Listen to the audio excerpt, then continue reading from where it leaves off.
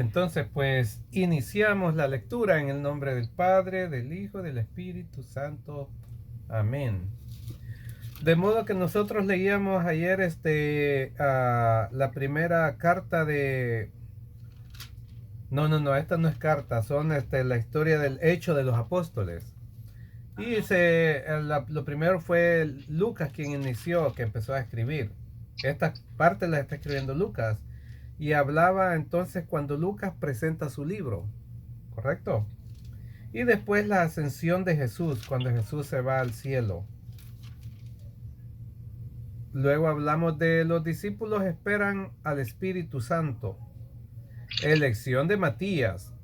Estudiamos ayer cómo se llevó a cabo la elección del nuevo apóstol, ¿se acuerda? Porque tenían que ser 12. Vimos ahí cómo se llevó a cabo la elección de Matías. Oraron al Espíritu Santo y fue el Espíritu Santo en que decidió. Habían dos personas, una de esas tenía que ser y pues eligieron a Matías. Ajá. Entonces, ahora iniciamos en el capítulo 2 de Hechos de los Apóstoles y dice la venida del Espíritu Santo. También nos damos cuenta que en el capítulo 1 también dice que se unían en oración y con ellos una mujer, algunas mujeres y María, la madre de Jesús. Y aquí va a estar, también va a aparecer, estaba María aquí porque creo que aquí será el Pentecostés. No sé, estoy diciendo mucho. Vamos a ver de qué se trata esto. La venida del Espíritu Santo, capítulo 2. Aquí dice el día de Pentecostés. Que eso va a ser, entonces aquí va a ser Pentecostés cuando va a bajar lo que Jesús había prometido. Que va a mandar el Espíritu Santo para que ande con nosotros y nos guíe. ¿Quién es el Espíritu Santo? Bueno, de Dios, ¿no? Es Dios. ¿Quién es Jesús? Dios. Espíritu Santo, Dios. Dios es Dios. ¿Y qué menta Pentecostés? ¿Pentecostés? ¿Qué es la palabra que menta? Pentecostés es el avivamiento venida del Espíritu Santo. Sí, es cuando van a caer llamas de fuego y estas personas van a hablar en diferentes lenguas. ¿Por qué van a hablar en diferentes lenguas? Porque ahí es donde los hebreos van a hablar hebreos, se van a entender todos. Ups, se me cortó ahí. ¿Me escuchan? A ver. ¿Me escuchan? Pentecostés es el que narra la Biblia de que cuando llegaste, Oscar. Sí, aquí estoy. Bueno, que es el día del Espíritu Te Santo. perdiste. ¿Ah? Sí, me había perdido. O sea, algo pasó aquí con la... Es el día del Espíritu Santo, pues la palabra quería saber qué inventa la palabra. Dilo, es que te quedaste hablando, pero no te escuchamos nada. Sí, entiendo. Pentecostés en esa ocasión, fíjese que todos entendían el lenguaje de los demás y no eran de allí. Entonces dicen que empiezan a hablar en lenguas, pero realmente todos los idiomas se estaban entendiendo. ¿Sí me explico? Eso es que todos entendían las lenguas, la misma lengua basada en el Espíritu Santo. ¿Sí me explico? No es hablar como... Ahora hay muchos farsantes que dicen que yo tengo el Espíritu y yo hablo en lenguas. Y se ponen a tararear. ¿Usted nunca ha hablado en lenguas? No he hablado en lenguas. Yo tampoco. Pero... Ese es un don. Sí, pero digo que basado en eso hay muchos hoy... personas tal vez sinvergüenzas que dicen que hablan en lenguas, pero no hablan realmente en lenguas. Solo se ponen a tararear, porque yo los veo ahí a veces en videos. Entonces iniciamos. Dice que mi mamá está lista, madrecita bella. Sí. Okay. Dice que cuando llegó el día de Pentecostés, estaban todos reunidos en el mismo lugar. Pero es válida una pregunta que hizo Hortensia. ¿Qué es Pentecostés? No nos vamos a quedar ahí y vamos a ir a investigar, ¿les parece?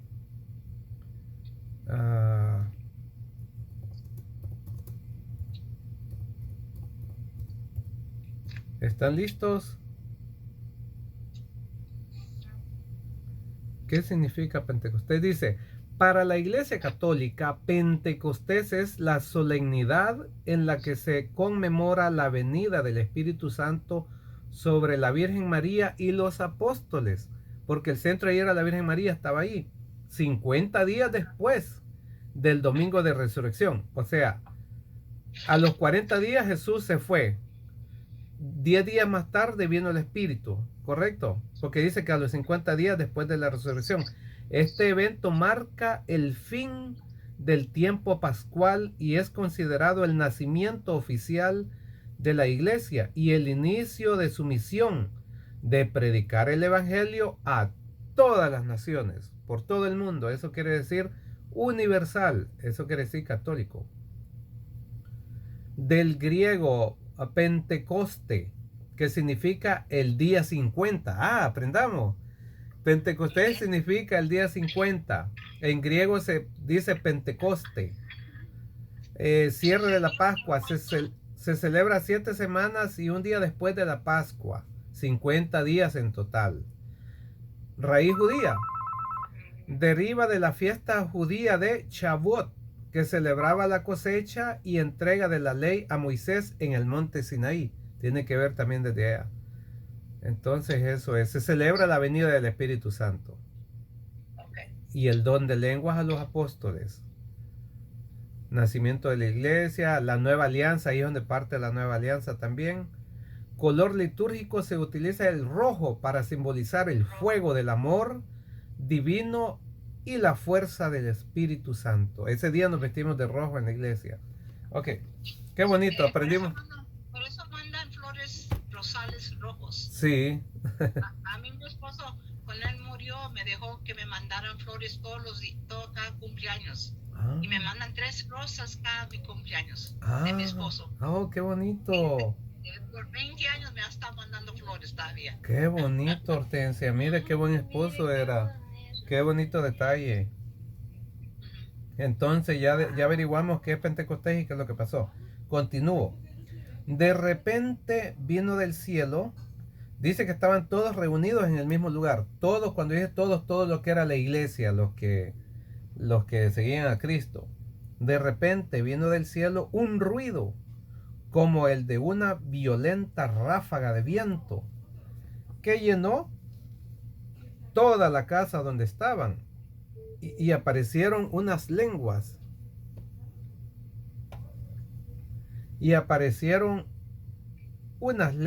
como de fuego que se repartieron y fueron posándose sobre cada uno de ellos.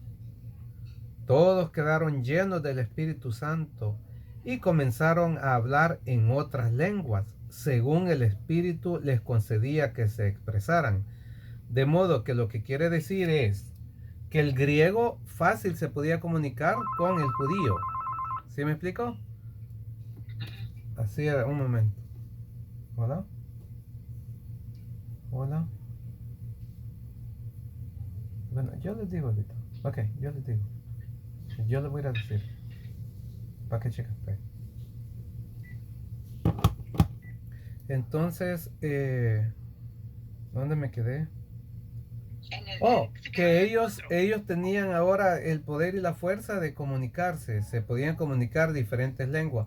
Como ahora en Estados Unidos, ve que nos comunicamos fácil con cualquier otra persona, pero tenemos esos dones de poder comunicarse. Pero les voy a contar un dato curioso.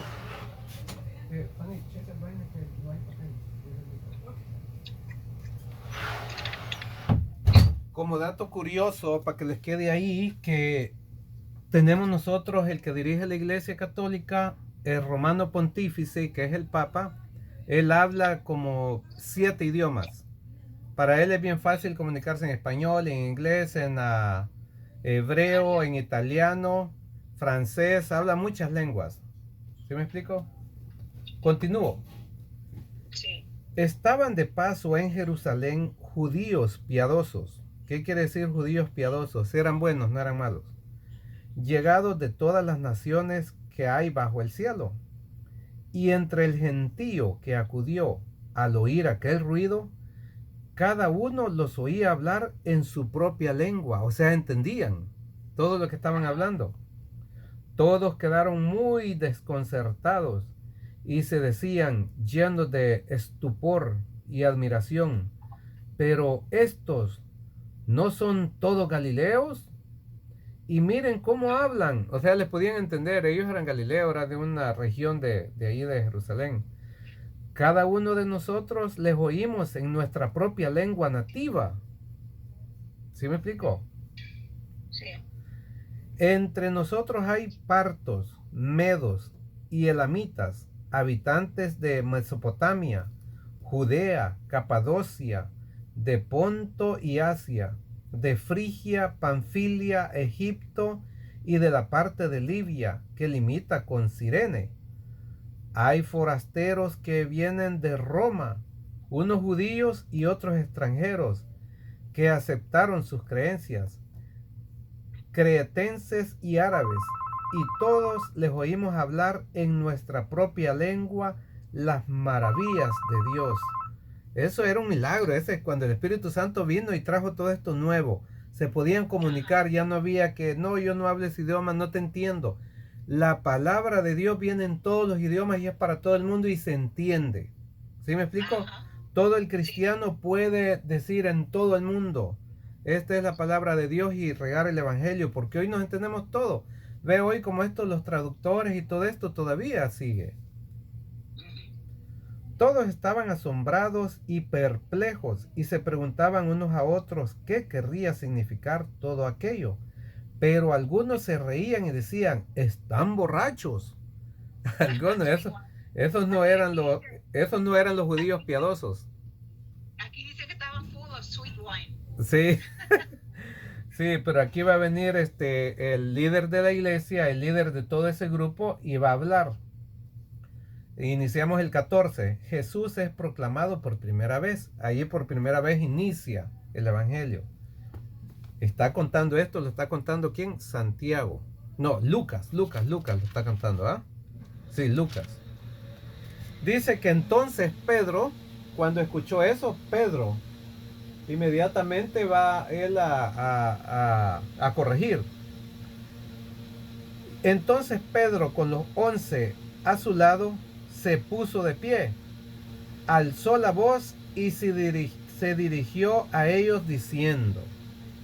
Entonces, dice que Pedro se puso de pie, alzó la voz, se dirigió a ellos diciendo. Este es Pedro, por eso el Pedro es el que es la cabeza de la iglesia.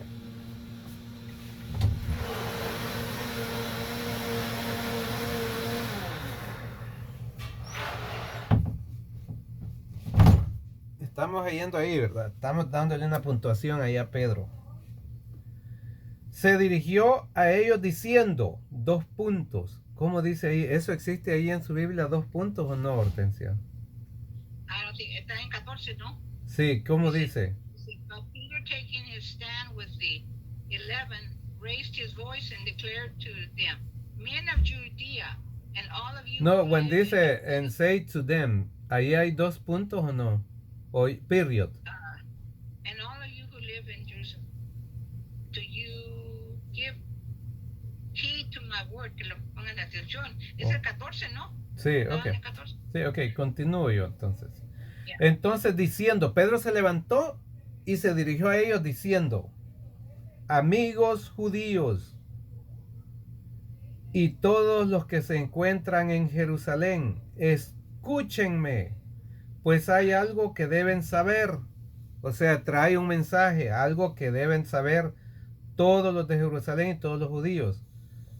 No se les ocurra pensar que estamos borrachos. Le llama la atención porque estaban poseídos por el Espíritu Santo. No estamos borrachos, pues son apenas las 9 de la mañana. Que estamos borrachos, pues son apenas las 9 de la mañana, sino que se está cumpliendo lo que anunció el profeta Joel. De modo que esto ya había sido profetizado en tiempos antiguos, 1500 años antes, con Joel. Esto es lo que decía ya en el Antiguo Testamento Joel. Escuchen lo que sucederá en los últimos días, dice Dios. Derramaré mi espíritu sobre cualquiera que sean los mortales. sus hijos e hijas profetizarán, los jóvenes tendrán visiones y los ancianos tendrán sueños proféticos. O sea, los ancianos, ¿quién tuvo un sueño profético? Fue Juan, ese era un anciano. Eso antes era común, tenían sueños proféticos y lo decían y se cumplía. Ahora ya no, porque todo eso va a parar. En aquellos días derramaré mi espíritu sobre mis siervos y mis siervas, y profetizarán. Haré prodigios arriba en el cielo y señales milagrosas abajo en la tierra. El sol se convertirá en tinieblas y la luna en sangre antes de que llegue el día grande del Señor. Y todo el que invoque el nombre del Señor se salvará. Punto. Y ahí estamos nosotros como cristianos invocando el nombre del Señor. Porque hay una profecía que dice que nos vamos a salvar. Si tenemos el Espíritu Santo. Sí. Voy en el 22. Israelitas, escuchen mis palabras. Dios acreditó entre ustedes a Jesús de Nazaret. Hizo que realizara entre ustedes milagros, prodigios y señales que ya conocen.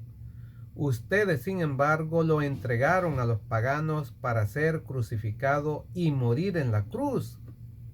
Y con esto se cumplió el plan que Dios tenía dispuesto, pero Dios lo libró de las ataduras de la muerte y lo resucitó, pues no era posible que quedase bajo el poder de la muerte. Punto. O sea, era una profecía que él iba a resucitar. Lo desató de esas amarras de la muerte y lo liberó Dios mismo y lo resucitó. Estaba escrito, era una profecía. Escuchen lo que David decía a su respecto. Ahora nos manda que vayamos allá a los Salmos a ver qué es lo que decía David acerca de esto. Era Pedro hablando, llamando la atención y dando una dirección. Y hablando de que va a nombrar a Jesús, porque ahí es donde se inicia la propagación del Evangelio. Vamos a leer el 25.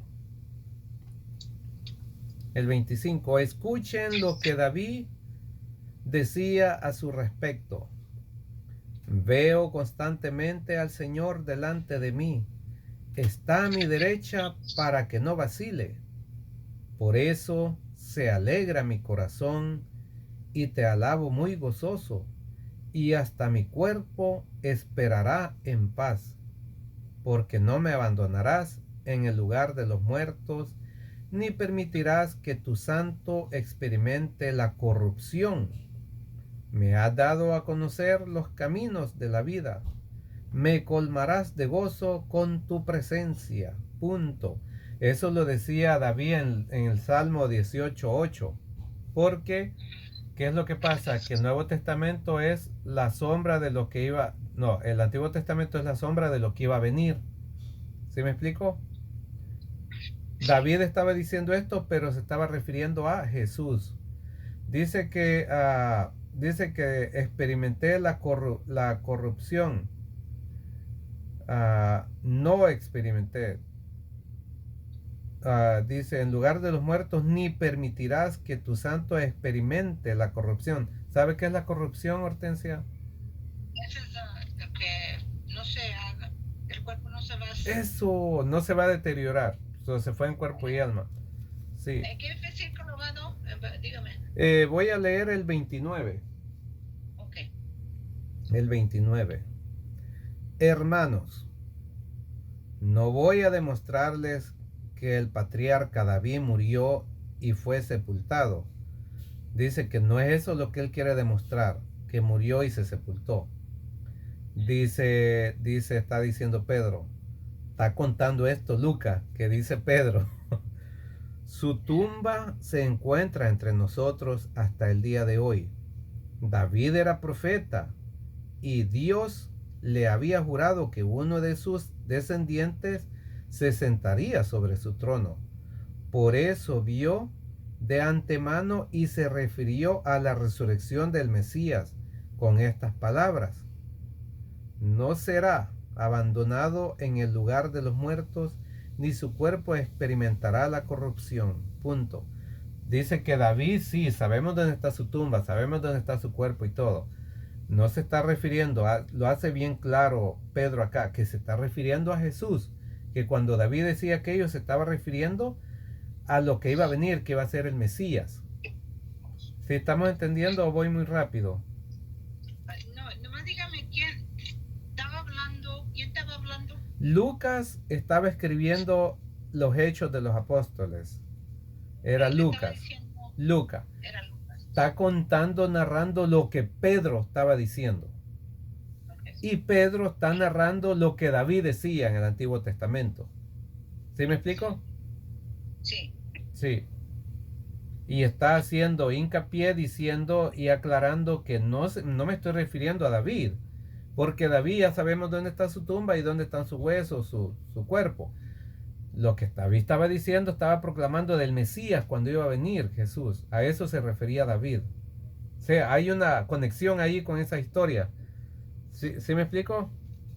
Sí. Sí, ahorita sí, porque me estaba confundiendo qué estaba diciendo que a quién. ¿Quiere leer, Hortensia, el 29 usted? Okay. Desde el 29 hasta el 32. Okay. Dice, brethren, I may confidently say to you regarding the patriarch of David that he both died and was buried. His tomb is with us in this day.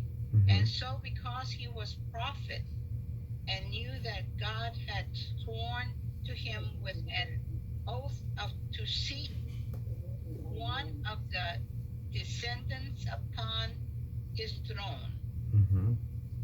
Que iba a poner a uno en su trono. Esa era la promesa que le dijo que iba a venir. Ok, el 31, ¿quiere que lo lea también? Sí, continúa, sí. He looked ahead and spoke of the resurrection of Christ, that he was neither abandoned to hate, ¿qué es eso? Hated? ¿Qué me entiendes en español? To hate. Nor his flesh was going to suffer decay. Sí, dice que en las palabras, no será abandonado en el lugar de los muertos. O sea, no le iban a poner en una sepultura en los muertos. Yeah. Okay, so eso es lo que me está hate. Sí, porque él iba a resucitar.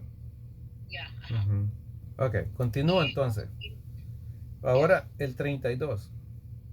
Dice, es un hecho que Dios resucitó a Jesús. O sea, es algo cierto, es un hecho. De esto todos nosotros somos testigos. Después de haber sido exaltado a la derecha de Dios, ha recibido del Padre el don que había prometido. Me refiero al Espíritu Santo que acaba de derramar sobre nosotros, como ustedes están viendo y oyendo. Todo esto lo dijo Pedro. La razón por qué lo dijo, porque aquellos judíos estaban diciendo que estaban borrachos. Entonces viene él con esta explicación, se para y les explica. Mejor va a explicar bien eso, porque eso les había prometido, que cuando estuviera a la derecha de su Padre iban a mandar ese ayudador que es el Espíritu Santo. Continúo. También es cierto que David no subió al cielo, pero estas palabras son suyas. Esto otra vez vamos a los salmos, lo que David decía. Dijo el Señor a mi Señor, siéntate a mi derecha hasta que ponga a tus enemigos debajo de tus pies. O sea, David estaba profetizando esto. Ahora ya Jesús ya está sentado a la derecha de Dios, hasta que los enemigos estén bajo los pies. Sepa entonces con seguridad toda la gente de Israel que Dios ha hecho Señor y Cristo a este Jesús a quien ustedes crucificaron. Les está advirtiendo y diciéndole que Dios hizo Señor a este Cristo que ustedes crucificaron, que Él es Dios también, es lo que está diciendo. Al oír esto, se afligieron profundamente y dijeron a Pedro y a los demás apóstoles: ¿qué tenemos que hacer, hermanos? O sea, estaban preocupados porque se están dando cuenta que ellos mataron a Dios. ¿Qué tenemos que hacer, hermanos? Pedro les contestó: arrepiéntanse y que cada uno de ustedes se haga bautizar en el nombre de Jesús. Es lo que les dijo Pedro. Y ahí es donde vienen, me voy a detener y vamos a hacer un paréntesis ahí, chiquito. Ahí es donde vienen otros hermanos y confunden, que dicen que para arrepentirse tienen que bautizarse, y eso ya eran adultos. O sea que te debes de bautizar de adulto. Eso es lo que dice ahí. Pero más adelante vamos a ver otros textos donde se muestra y se ve que hay que bautizar, la razón por qué bautizamos, y que sí podemos bautizar niños. Por el momento, ahí lo dice así, porque estas personas hasta ahorita tienen el encuentro con Jesús. ¿Sí me explico? Hasta ahorita tienen el encuentro con la verdad. Por eso es necesario, para que sean cristianos deben de bautizarse. No importa qué edad, pero para ser cristianos deben de bautizarse. Dice, Pedro les contestó: arrepiéntanse y que cada uno de ustedes se haga bautizar en el nombre de Jesús. De esa manera van a ya estar dentro de la iglesia. El Mesías de Jesús, el Mesías para que sus pecados sean perdonados. Entonces recibirán el don del Espíritu Santo. ¿Qué quiere decir ahí? Que el bautizo es para el perdón de los pecados y para hacerse cristiano y para recibir el don del Espíritu Santo.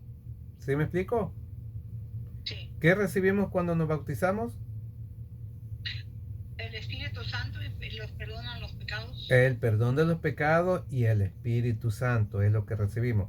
Entonces, ¿qué impide a una persona recibir el Espíritu Santo? Lo puede recibir en cualquier edad. ¿Sí me explico? Por la fe de sus padres. Por la fe mía yo bauticé a mis niños chiquititos para que ya tengan el don del Espíritu Santo. ¿Sí me explico?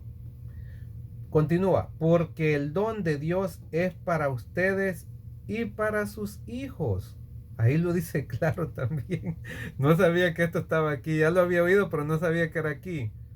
O sea, ¿qué dice? Es la promesa que es que va usted y sus hijos. Sí. Sus, ¿Cómo lo dice ahí? No dice la edad, para decirle la verdad. No dice la edad, pero por ejemplo, Sofía cuando tenía un día de nacida, ¿ya era mi hija o no?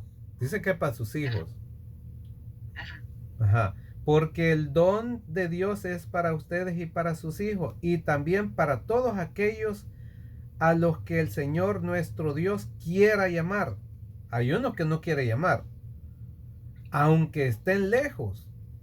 Pero ahí dice la promesa, dice en el suyo, Hortensia. ¿Cómo dice el 39? Quiero oírlo de ahí, a oírlo de ahí como lo dice en su Biblia. La promesa es para usted y sus hijos. Sí, más bonito lo dice en inglés. For all far off, as many as the Lord our God shall call to himself. Ok, listo, bien bonito, ahí lo dice todavía más explícito. Voy a leer el 40. Pedro siguió insistiendo con más argumentos. Los exhortaba diciendo: aléjense de esta generación perversa y sálvense. Le estaba diciendo: sálganse de aquí, de estas creencias que son incorrectas. Aléjense de esta perversidad y sálvense. Le llama la atención Pedro. Los que acogieron la palabra de Pedro se bautizaron, y aquel día se unieron a ellos unas 3,000 personas que se volvieron cristianas en ese momento. Punto. Está bonito lo que estamos leyendo, ¿correcto? Sí. Sí. ¿Dónde estaban cuando había 10,000 personas? ¿En qué parte estaban? Dice que estaban como en una casa. Ya dijo que 3,000. Habían en una casa, pero probablemente tuvieron que salir a la calle y enfrente en el patio, porque dice que en ese día se unieron a ellos unas 3,000 personas. Este fue un bombazo grande que se bautizaron en ese momento. La primera comunidad. Vamos a leer el 42. ¿Tenemos preguntas de eso ahorita que quieran tocar o estamos bien? También. ¿Estamos bien? ¿Tú quieres decir algo, Blanqui? Continúa entonces. Eran asiduos a la enseñanza de los apóstoles, a la convivencia fraterna, a la fracción del pan y a las oraciones. ¿Qué es la fracción del pan? O sea, 50 días después viene Pentecostés. Ahora sabemos que a los 50 días de la resurrección vino Pentecostés. 10 días más tarde que Jesús partió, porque Jesús tuvo 40 días acá con nosotros. Parte, viene Pentecostés. Inmediatamente después de Pentecostés, dice que eran asiduos a la enseñanza de los apóstoles, o sea, estaban unidos a las enseñanzas de los apóstoles. ¿Quiénes eran los apóstoles? Los apóstoles de Jesús. Las enseñanzas que Jesús les dejó. A la conveniencia, a la convivencia fraterna, o sea, convivían fraternalmente, a la fracción del pan y a las oraciones, o sea, había la fracción del pan y oraciones. ¿Qué es fracción del pan? O cómo lo dice en el suyo, Hortensia, en el 41. Dice aquí el 41. Sí. Oh, no, espera. No, perdón, 42. Perdón, 42. And they were continually devoted themselves to the apostles' teaching and to fellowship, to the breaking of bread and prayer. Ok, breaking the bread es lo que dice ahí. Ok. Yeah. Entonces, eso es la Eucaristía. Eso estuvo inmediatamente después que, bueno, Jesús lo hizo, luego se lo enseñó a los apóstoles. Los apóstoles, cuando viene Pentecostés, inician con esos 3,000, más de 3,000 personas, inician la fracción del pan. Nosotros sí le llamamos fracción del pan, que es la Eucaristía. Se inicia desde ese momento para acá. Es cuando empiezan a hacerlo ya de modo público. Dice en el 43, toda la gente sentía un santo temor, ya que los prodigios y señales milagrosas se multiplicaban por medio de los apóstoles. Tenían un cierto temor, porque había muchas señales y prodigios. Todos los que habían creído vivían unidos, compartían todo cuanto tenían, vendían sus bienes y propiedades y repartían después el dinero entre todos, según las necesidades de cada uno. Todos los días se reunían en el templo con entusiasmo, partían el pan en sus casas y compartían la comida con alegría y con gran sencillez de corazón. Alababan a Dios, se ganaban la simpatía de todo el pueblo y el Señor agregaba cada día a la comunidad a los que se iban salvando. Palabra del Señor, palabra de Dios.